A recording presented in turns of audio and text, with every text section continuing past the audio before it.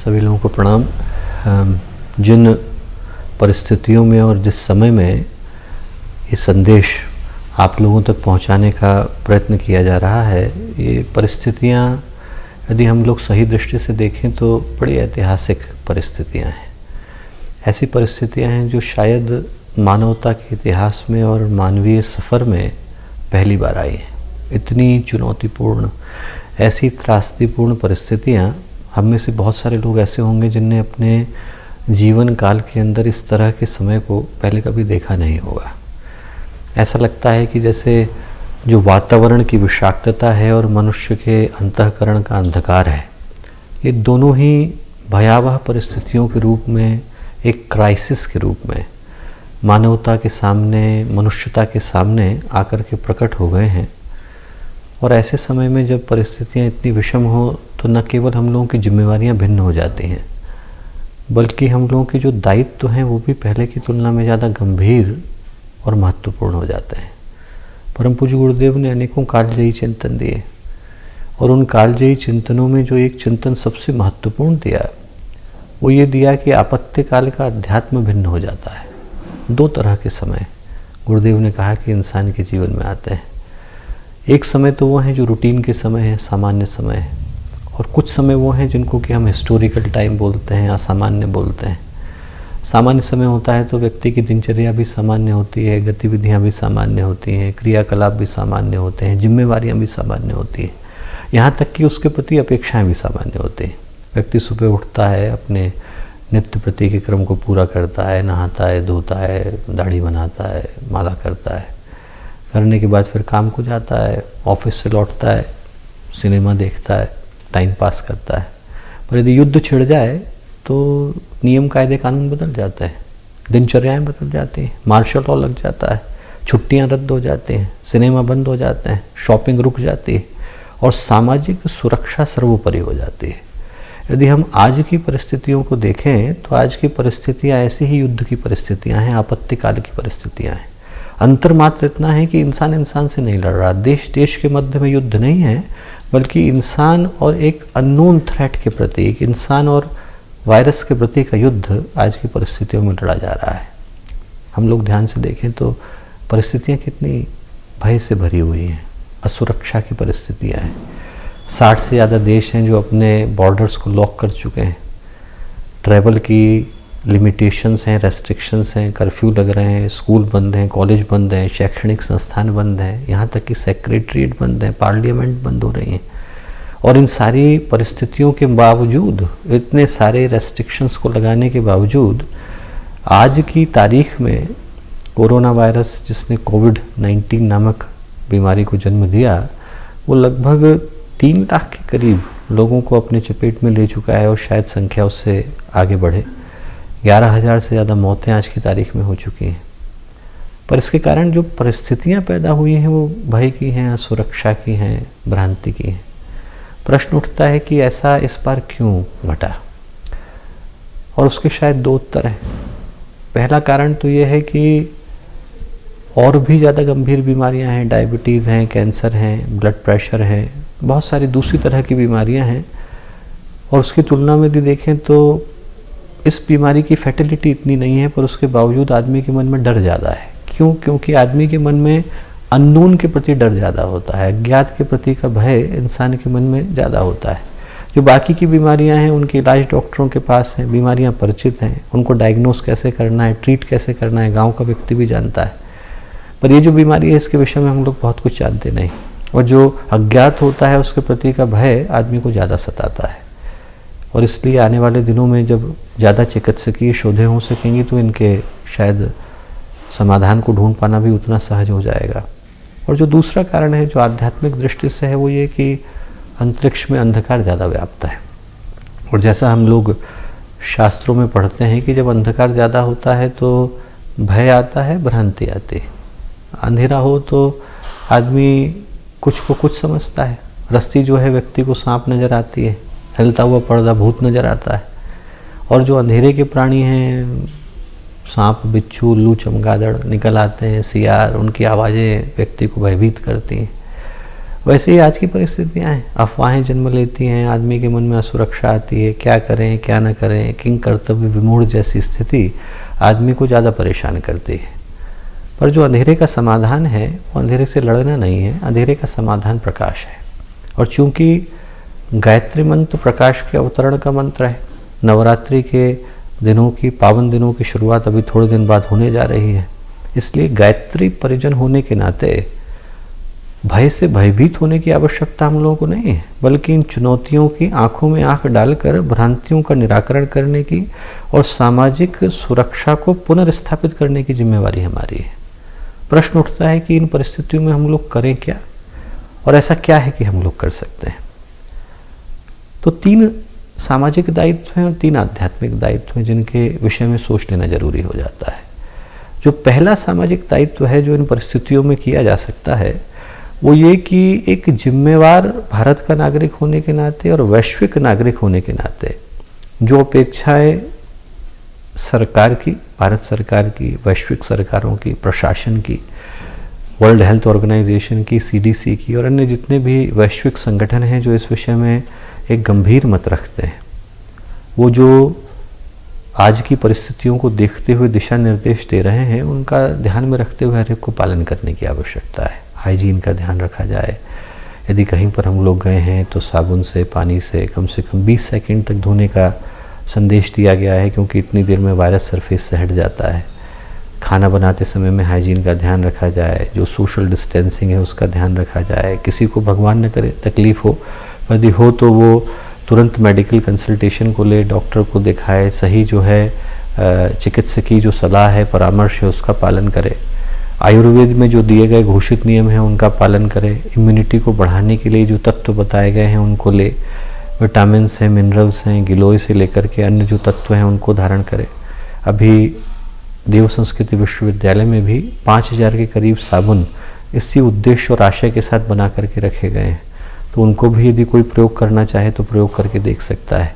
वो इसी परिप्रेक्ष्य में बनाए गए हैं कि जो सरफेसेस को हम लोग अच्छे से धो सकें। आज की जो शोध है वो ये बताती है कि आज की तारीख में 3 घंटे के करीब तक वायरस जो है एयर में रह सकता है, 4 घंटे के करीब तक कॉपर के ऊपर रह सकता है, प्लास्टिक के ऊपर 24 घंटे रह सकता है। तो जो संदेश लंबे समय से दिया जा रहा था वो आज की शोध से स्पष्ट हो जाता है कि यदि प्लास्टिक की जगह पर तांबे के बर्तनों का प्रयोग किया जाए तो काफ़ी कम समय में वायरस से मुक्ति पा पाना संभव है। तो सामाजिक दृष्टि से पहला कर्तव्य तो इन्हीं नियमों का पालन करना हो जाता है, ऐसी अनुशासन का पालन करना हो जाता है जो सरकार के द्वारा, स्वास्थ्य संगठनों के द्वारा निरंतर दिए जा रहे हैं। यदि उनका पालन किया जाए तो अपने आप समुदाय के अंदर फैलते हुए स्प्रेड को रोका जा सकता है। जितना ज़्यादा हो गतिविधियों को कम से कम रखा जाए, आवश्यक हो तो ही बाहर निकला जाए। ये सारे नियम यदि व्यक्ति पालन करे तो निश्चित रूप से एक साइकिल को तोड़ पाना संभव है। और जो दूसरा कार्य इन दिनों में किया जा सकता है सामाजिक दृष्टि से, वो सामाजिक सद्भाव की स्थापना का किया जा सकता है। क्योंकि वायरस की दृष्टि से देखें तो आज की तारीख में लगभग 258 लोगों को भारत के अंदर जो है तकलीफ़ है। तो वायरस से तो बहुत ज़्यादा लोग तकलीफ़ में नहीं हैं, व्यवहारिक दिक्कतें लोगों को ज़्यादा हैं। खाना मिल नहीं रहा है, दुकानें बंद हैं, लोग बाहर निकल नहीं पा रहे हैं, ट्रांसपोर्ट लिमिटेड हैं, ट्रेनें चल नहीं रही हैं, जो एक जगह पर पहुंचा हुआ है वो दूसरी जगह जा नहीं पा रहा है।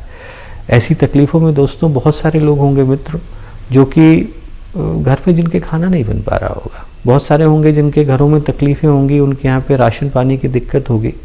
यदि हम लोग नवरात्रि के दिनों में जो लोग हम में से समर्थ हैं, सशक्त हैं, यदि वो एक परिवार को गोद लेने का काम भी कर लेते हैं, इतना भी कर लेते हैं कि एक भूखा परिवार है, यदि उसको कोई दिक्कत है तो उसकी दिक्कत को दूर करने का यदि हम लोग माध्यम और कारण बन जाते हैं तो न जाने कितने दुखी चेहरों पर खुशी लाने का माध्यम हम लोग बन सकते हैं। हमारा तो नाम ही परिवार है। यदि इतना ही कार्य हम लोग कर देते हैं तो भी हम लोग सामाजिक सद्भाव के लिए बहुत बड़ा काम कर देंगे। कोरोना से लड़ने का काम तो डॉक्टर ही करेंगे, पर करुणा का काम तो हम लोग कर सकते हैं। कोरोना हमारे हाथ में नहीं है, पर करुणा तो हमारे हाथ में है। यदि हम लोग इतना भी करते हैं तो अनेकों के जीवन में खुशी लाने का कारण बन जाते हैं। शांति कुंज में हज़ारों लोग रहते हैं और हज़ारों लोगों के आने जाने की व्यवस्था है, रहने की है, खाने की व्यवस्था।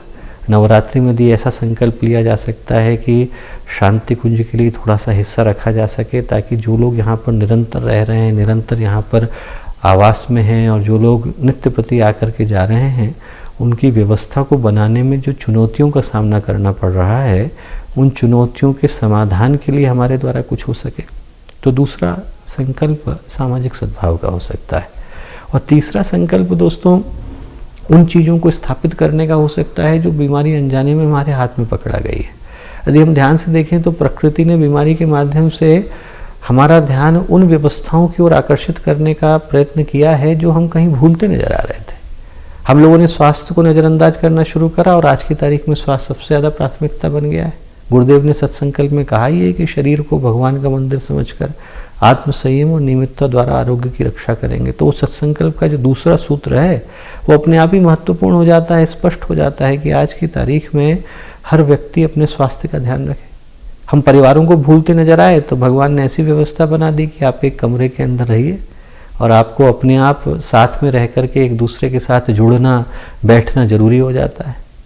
कहीं आदमी के मन में भ्रांति बैठती नजर आई कि हम पैसे से सब कुछ खरीद सकते हैं, तो भगवान ने याद दिला दिया कि कितनी भी तेज पैसे की दौड़ हो पर चिता से आगे थोड़ी जाती है। आदमी को सुख, शांति और मानवता ये सारी चीज़ों से ज़्यादा बढ़ कर के हो जाती हैं। ये याद करने का समय है कि यदि हमारी मानवता सुरक्षित है, एक दूसरे के प्रति का स्नेह और विश्वास और प्रेम सुरक्षित है, तो दुनिया की कोई भी जंग जीती जा सकती है। कोई सी भी चुनौती हो उससे पार हम लोग जा सकते हैं। और यदि कहीं जाने अनजाने में इंसान इन बातों को भूल गया हो या स्मृति से वो दूर हो गई हो तो आज की परिस्थितियाँ उनको वापस लौटा सकती हैं। और जब व्यक्ति अकेला हो तो अपने आप चौथा आध्यात्मिक दायित्व निकल आता है कि अकेले के क्षणों में व्यक्ति चाहे तो इस समय का बहुत सदुपयोग कर सकता है। बहुत सारी ऐसी चीज़ें हैं जो हम समय के अभाव के कारण या उसको अपना एक कमजोरी मानते हुए, समयाभाव को हम लोग कमजोरी मानते हुए नहीं कर पाते थे, तो अब कर पाने का इससे बढ़िया अवसर नहीं। हम लोग चाहें तो अपने अपने घरों के अंदर अंतः ऊर्जा के सत्र संपन्न कर सकते हैं। गुरुदेव के साहित्य को गंभीरता के साथ पढ़ सकते हैं। स्वाध्याय का, चिंतन का, मनन का, मौन में रह कर के ऊर्जा को ग्रहण करने का, साधना का, इससे बढ़िया समय कहाँ मिल सकेगा जब व्यक्ति को नैसर्गिक रूप से अपने ही साथ रहने का और अपने साथ बैठने का अवसर प्रदान किया जा रहा है। तो ये समय गंभीरता के साथ स्वाध्याय करने का, आत्म परिष्कार का और अपने आप को ऊपर उठाने का, आध्यात्मिक दृष्टि से उन्नत बनाने का अवसर भी हो सकता है। संघर्ष जो है सौभाग्य में बदल जाते हैं यदि व्यक्ति चुनौतियों को परखना जानता है। चुनौतियों का लाभ ही तब है जब वो हमारे को निखार करके जाएं। यदि वो आएँ और यूं ही चले जाएं और जो भूलें इंसान करता रहा उनको दोबारा करता रहे तो उसका कोई लाभ नहीं हो पाता। यह अवसर है कि इसके माध्यम से उन चीज़ों को सुधारा जा सके जिनको सुधारने से कभी कभी हम लोग वंचित रह जाते थे। चौथा दायित्व आत्म परिष्कार का, आत्म समीक्षा का, आध्यात्मिक उन्नति का हो जाता है। और पांचवा जो आध्यात्मिक दायित्व है दोस्तों, वो इन दिनों में एक बहुत अच्छी सोच जो करी जा सकती है वो यज्ञ के माध्यम से वातावरण के परिशोधन की जा सकती है। यज्ञ के दोनों ही उद्देश्य हैं। पर्यावरण के प्रदूषण को भी यज्ञ दूर करता है और वातावरण के अंदर जो विषाक्तता आ जाती है, जो इंसान की सोच को, चिंतन को, दृष्टिकोण को बुरी तरह से प्रभावित करती नजर आती है, उसकी शुद्धि का उपाय भी यज्ञ के माध्यम से ही संपन्न होता है। इतिहास हम लोग उठा करके देखें, जैसे ही रामायण का पटाक्षेप हुआ, रावण का अंत हुआ, तो भगवान राम ने सबसे पहले जाकर के यज्ञ संपन्न किया। क्यों किया? असुर का अंत हुआ पर असुरता का अंत थोड़े हुआ। व्यक्ति मरा पर मानसिकता थोड़ी मरी। मानसिकता की शुद्धि के लिए, अंतःकरण की शुद्धि के लिए प्रकाश, आलोक, पवित्रता इनकी आवश्यकता पड़ती है और उस ऊर्जा को जन्म देने का काम यज्ञ करता है। तो यज्ञ वैसे भी इस वर्ष की हम लोगों की प्राथमिकता है। ग्रह ग्रह गायत्री, ग्रह ग्रह यज्ञ का वर्ष चल रहा है और इस वर्ष के अंदर यदि इस सोच को हम लोग घरों तक पहुंचा सकते हैं कि हर व्यक्ति अपने अपने घर के अंदर बैठकर यज्ञ के माध्यम से वातावरण के परिशोधन का कार्य करता है। जो मंत्र जिनके माध्यम से आहुति देने का क्रम शांतिकुंज के द्वारा बताया गया है, जिन औषधियों का निर्माण अपने देव संस्कृति विश्वविद्यालय के याज्ञवल्क्य के सेंटर ऑफ यज्ञ रिसर्च के माध्यम से किया जा रहा है, जो संक्रमण जन्य व्याधियों को दूर करने का काम करती है, उन सबको इस्तेमाल करते हुए वातावरण के परिशोधन के लिए गंभीर प्रयास इन दिनों में किया जा सकता है। हर व्यक्ति यदि अपने अपने घर के अंदर संपन्न करे, हर शक्तिपीठ के अंदर, हर प्रज्ञापीठ के अंदर, हर चेतना केंद्र के अंदर निरंतर यदि इन दिनों में यज्ञ जैसे क्रम को संपन्न किया जा सके तो वातावरण की शुद्धि का एक अभूतपूर्व कार्य इन दिनों में कर पाना संभव हो सकता है। एक अमोघ अस्त्र ऐसा इसके माध्यम से जन्म दिया जा सकता है जो वातावरण में छाई हुई व्याधि को, वातावरण में छाए हुए अंधकार को पूरी तरह से निस्तेज कर सकती है और उसका समूल निराकरण कर सकती है। और जो अंतिम प्रयोग है दोस्तों, उस अंतिम प्रयोग को याद करते हुए मुझे परम पूज्य गुरुदेव का उन दिनों का घटनाक्रम याद आता है जब 1979 में स्काई लैब जैसी घटना घटने वाली थी। 18 मंजिल का स्काई लैब धरती पर गिरने वाला था। लोगों ने कहा कि मानवता समाप्त हो जाएगी। ध्यान से देखें तो आज की परिस्थितियां भी लगभग वैसी ही हैं। अभी हम लोग कोरोना से जूझ रहे हैं और कह रहे हैं कि 29 अप्रैल को माउंट एवरेस्ट से भी ऊंचा जो है उल्का पिंड धरती के पास से गुजरने वाला है, 64 लाख किलोमीटर से गुजरेगा, पर 2079 में 18 किलोमीटर की दूरी से गुजरेगा। तो लगभग परिस्थितियां वैसी जैसी 1979 में गुरुदेव के द्वारा चलाए गए अनुष्ठान के समय में थी। तो जब स्काई लैब गिरने वाला था उन दिनों में पूज्य गुरुदेव ने जुलाई के पूरे माह में और उसके बाद 1 वर्ष तक निरंतर लोगों को साधना करने के लिए कहा था, ताकि उस साधना के माध्यम से ऐसी तप ऊर्जा को जन्म दिया जा सके जो इस तरह के आक्रमण को या आघात को होने से रोक सके। आज की परिस्थितियां भी वैसे ही हैं और ऐसे समय में हम लोग पूज्य गुरुदेव के द्वारा दिया गया एक और अस्त्र है जिसका पालन कर सकते हैं। गुरुदेव ने एक छोटी सी पुस्तक लिखी है, गायत्री प्रार्थना, कि जब लोग साथ बैठ करके कर पाने की स्थिति में न हो तो हृदय से माँ गायत्री को पुकारें, जहाँ है वहाँ से पुकारें। और यदि हर व्यक्ति की भावना जो है एक साथ मिलकर के माँ गायत्री की ओर उठती है तो जो ऊर्जा जन्म लेती है वो ऊर्जा और किसी अनुष्ठान से ज़्यादा प्रभावी होती है। वैसे भी इस सृष्टि की जो आधारभूत ऊर्जा है वो माँ गायत्री की ऊर्जा है। ब्रह्मा जी ने सृष्टि की शुरुआत करी तो जिस शक्ति को पुकारा वो माँ गायत्री थी। जब भगवान कृष्ण ने गीता में कहा कि मैं छंदों में क्या हूँ, गायत्री छंद सामहम, कि मैं ही गायत्री छंद हूँ। जब भगवान अपने आप को गायत्री के रूप में पुकारते हैं, ब्रह्मा जी सृष्टि का निर्माण करने से पहले गायत्री को पुकारते हैं, भगवान राम रावण का वध करने से पहले गायत्री को पुकारते हैं, श्रीमद् भागवत है, वाल्मीकि रामायण है, 1000 श्लोक के बाद माँ गायत्री का संपुट आ जाता है।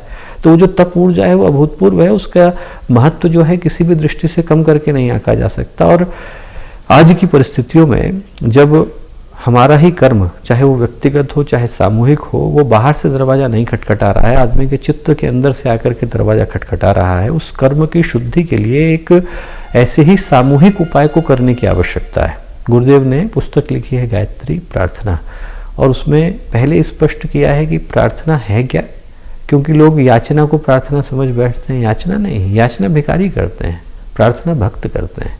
दोनों में बड़ा अंतर है। हम भगवान से भीख नहीं मांग रहे हैं, हम ये कह रहे हैं कि भगवान हम आपके काम में सहयोग करना चाहते हैं। चित्त को निर्मल करके भगवान से हृदय को हृदय से जोड़ करके, जैसे ट्रांसफार्मर के साथ बिजली का तार जुड़ता है तो बिजली निकल करके आती है, वैसे ही माँ गायत्री के साथ हृदय को बिल्कुल जोड़ करके जो जहाँ है वहाँ से पूरे भाव के साथ गुरुदेव माता जी को, माँ गायत्री को पुकारे, हृदय से जोड़ करके पुकारे, पूरे विश्वास के साथ पुकारे, ये सोच करके पुकारे कि हमारी तड़प, हमारी व्यग्रता इस भाव के साथ है कि ये जो अनायास धरती के ऊपर अंधेरा छा गया है, व्यक्ति के ऊपर संकट आ गए हैं, मानवता का भविष्य अंधकार में नजर आता है, इसको दूर करने के लिए आप हमारे से संकल्प को लेकर के जाइए। हृदय से निकली आवाज़ होगी तो आसमान की ऊंचाइयों तक जाती है, हृदय से निकली पुकार होगी तो गुरुदेव माता जी को सुनाई पड़ती है, हृदय से निकली पुकार होती है तो माँ गायत्री का एक इशारा इस संसार के कष्ट को दूर करने के लिए काफ़ी होता है।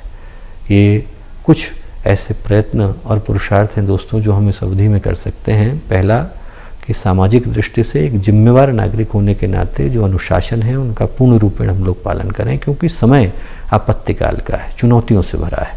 दूसरा, सामाजिक सद्भाव की स्थापना के लिए ऐसा परिवार जिसको थोड़ा कष्ट है उसके कष्ट को दूर करने का माध्यम हम लोग बन जाएं और शांति कुंज की व्यवस्था सुचारू रूप से चले, उसमें हम लोगों का समय दान, अंशदान, ऐसा जो क्रम है वो अनवरत चलता रहे, उसका संकल्प ले सकते हैं।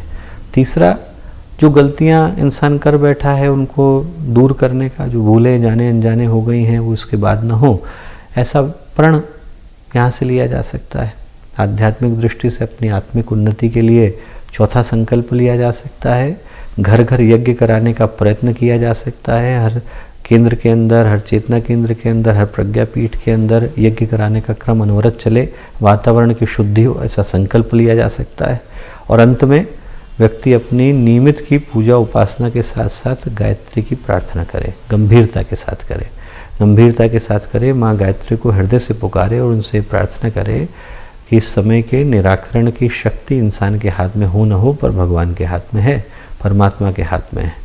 और वो आवाज़ जाए, इस भाव के साथ जाए कि हम लोग इस वातावरण की शुद्धि के लिए, पर्यावरण की शुद्धि के लिए, मनुष्य के चिंतन की शुद्धि के लिए इस प्रार्थना को कर रहे हैं। सबका कल्याण उसके माध्यम से हो, ऐसी शुभकामनाएं हैं, ऐसी मंगल कामनाएं हैं। आने वाली नवरात्रि का जो क्रम है वो हर एक के जीवन में उल्लास को लेकर के आए। आज की परिस्थितियां भले से विषम हो सकती हैं, पर नवरात्रि के बाद की परिस्थितियां निश्चित रूप से आदमी के जीवन में सौभाग्य को, सकारात्मकता को और सार्थकता को लेकर के आए। ऐसी परम पूज्य गुरुदेव से, परम वंदनीय माता जी से प्रार्थना। सभी को आने वाले नव संवत्सर की बहुत सारी शुभकामनाएं और नवरात्रि पर्व सभी के जीवन में सुख, सौभाग्य, मंगल, आरोग्य को लेकर के आए। ऐसी परम पूज्य गुरुदेव, परम वंदनीय माता जी से प्रार्थना। हमारे YouTube चैनल शांति कुंज वीडियो गायत्री परिवार को सब्सक्राइब करें एवं बेल आइकन जरूर दबाएं ताकि गायत्री परिवार की विभिन्न गतिविधियों की जानकारी आपको मिलती रहे।